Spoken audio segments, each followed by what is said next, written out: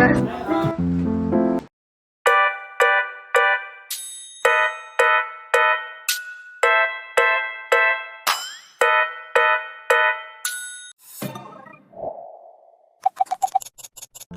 Hi mga Swiss, it's Sunday again. Syempre, balo yun na, day off na naman. Dahil day off, hindi mapakali ang mga Swissie nyo. O, nasa SM na naman tayo, no? Pagdating namin dito, pumunta lang kami ng McDo para mag-take out ng coffee.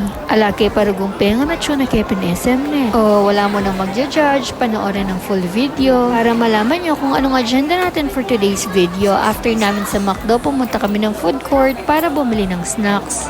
Perfectong chismosa sa mga marites na tulad namin. Dito lang din kami sa food court nagtambay para hintayin yung pinsan namin. Diyos ko, araw-araw yata kaming nasa SM kasi may errands kami. Pag nakikita nyo kami nag-uusap ng ganyan ng kapatid ko, puro pera na lang yung nasa isip namin at laging yun yung topic namin. Kasi iniisip namin ano naman ang next racket namin. Fast forward, andito na nga pala yung pinsan namin. Mapapagalitan na niyan ako kasi hindi niya alam na nagvo-vlog kami dito. Sana all Kuya Oslek, bagong cellphone, congrats! Pagkatapos namin sa Cyberzone, lumipat kami sa may hypermarket kasi nagpapasabay yung kapatid ko ng groceries. Second customer na namin yon, tapos meron pa kaming third customer. After ng third client namin, nagutom kami, tapos napag-decidean namin na dito na lang sa Toll House kumain. Maraming tao na naman kasi Sunday yan. Naalala ko nung college kami, first time kong kumain sa Toll House. Medyo namamahalan pa nga ako sa presyo nun eh. Pero the best yung Bake Mac nila dito. Ito lang lagi yung ino-order ko pag andito ako.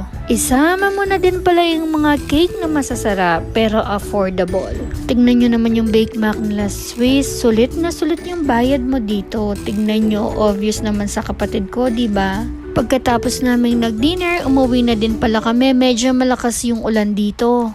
Buti na lang meron na silang karumba, hindi na kami pa commute at grab.